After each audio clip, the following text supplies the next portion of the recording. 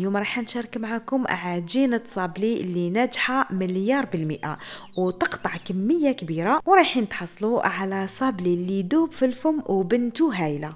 إذا لهاد الوصفة نحتاج 250 غرام زبدة أو مارغرين اللي تكون بدرجة حرارة المطبخ، وحبة بيض وصفار، وكاس ربع سكر ناعم، واللي يحب الحلاوه يدير كاس. ونضيف 3 مغارف كبار تاع كاوكاو اللي يكون محمص مليح ومطحون رقيق. نضيف ايضا 4 ملاعق كبيره من زيت نباتي. وانا خيرت اليوم الصابلي تاعي يكون بذوق الكراميل، وعلى هذا راح نضيف له باتاغوم بذوق الكراميل. وندرب كلش مع بعض بالباطور، ندربهم مليح على سرعه تكون عاليه حتى يتجانسوا ويتضاعف حجمهم. ونجي هنايا ونضيف 3 مغارف كبار اللي يكونوا معمرين مليح من المايزينا ولا نشاء الذره، ونزيد نخلطهم مليح حتى يتجانسوا. هنا ثاني تقدروا تعملوا غير الفوي، المهم تضربوهم مليح حتى تحسوا انكم تحصلتوا على كريمه. هكذا شوفوا هنايا القوام تاع الخليط اللي تحصلنا عليه كيفاش كريمي هكذا، باش الصابلي تاعنا يجينا بزاف خفيف. وفي الاخر هنايا راح نبدا نضيف الفارينه تاعكم كيما نقول لكم دائما تكون مغربله، ورايحه نضيف معها نص كيس خميره حلوى وزن 5 غرام.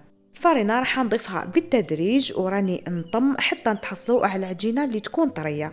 هاو قوامها كيفاش يكون طريه وما تلصقش في اليد. نكور العجينة اللي تحصلنا عليها ونحطها في كيس بلاستيكي ونحطها في الثلاجة مدة 15 دقيقة، يعني لازم تبرد. وبعد ما ترتاح لاباط تاعي هنايا نقسمها على 2. هذاك الجزء اللي راح نخليه نعاود نلفوه في الكيس بلاستيكي ونخليه بجيه، نلوزها ونعملها بهذه الطريقة ونحطها فوق كيس بلاستيكي، ونزيد نغطيها على الوجه بكيس بلاستيكي ونفتحها بالرولو بهذه الطريقه. هنايا كي افتحوها بسمك يكون متوسط، يعني ما يكونش رقيق بزاف وما يكونش خشين، يكون حوالي 3 ملم. في لي صابلي دائما اعملوا كيس بلاستيكي هكذا باش تتحصلوا على نتيجه احسن، يعني حتخرج لكم خير من اللي ترشوا الفارينه. من بعد راح نجيب الليمون اللي راح نخدم بهم، انا خيرت هذا اللي يكون شكله دائره وهذا القلب، واكيد نتوما خدموا بواش متوفر عندكم. نغمس الطبع تاعي في الفارينه ونروح نطبع العجينه، وبعد ما نكمل نطبعها راح نحطها في صينيه الفرن اللي كنت فرشتها بورق الزبده. هنايا تقدروا ايضا تغبروا صينيه الفرن تاعكم بشويه تاع فارينه، يعني اللي ما عندهاش الورق الطاهي تغبروا بالفارينه.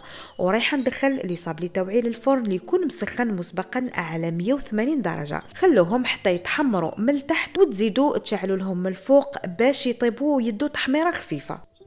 بعد ما طابوا لي صابلي وبردوا هاوليكم شكلهم كيفاش يكون، يعني ما تخسروا لنا في الفرن ما والو. ونبدا مباشره في المونتاج. هنا عندي ديكوجيل كراميل من اغون بليس، راح ندهن الحبه تاع الصابلي بالبانسو بهذا الشكل. وانا النصيحه دائما اللي نعطيها لكم في لي صابلي حاولوا انكم تحمروهم هكذا باش يقعدوا لكم اطول مده وهما مقرمشين. ونحط من الفوق عندي شويه تاع لوز افيلي اللي كنت حمصته في المقله. هكذا بهذه الطريقة نحاول نغطي كامل الوجه ونغبر عليهم القليل جدا من سكر ناعم. وهذيك الطبقة اللي تكون من تحت هي أيضا راح نمسحها شوية بالديكوجيل، ونحط الطبقة اللي من الفوق، ومن بعد نعمرو هذاك الفارغ بالديكوجيل. هكذا الديكوجيل ولاباط تاعي فيها الكو تاع الكراميل جو بزاف بنان. أنا هاد المقادير اللي عطيتهم لكم راح يخرجوا لكم أكثر من 40 حبة صابلي، وحضرتهم بذوقين مختلفين. اخرين درتهم بالكو تاع الكراميل وعمرتهم بالديكوجيل كراميل، واخرين عمرتهم بالفرامبواز تاني كجو بزاف بنان. هكذا نعمل نفس الطريقه، راح ندهن الحبه هذيك اللي تكون فيها الثقب، ندهنوها بالبانسو ونزينوها باللوز افيلي ونرشوا عليها شويه تاع سكر ناعم، ونزيد الطبقه اللي تكون من تحت ندهنها هي ايضا، ونحط الحبات فوق بعضهم ونعمرو هذاك الفارغ.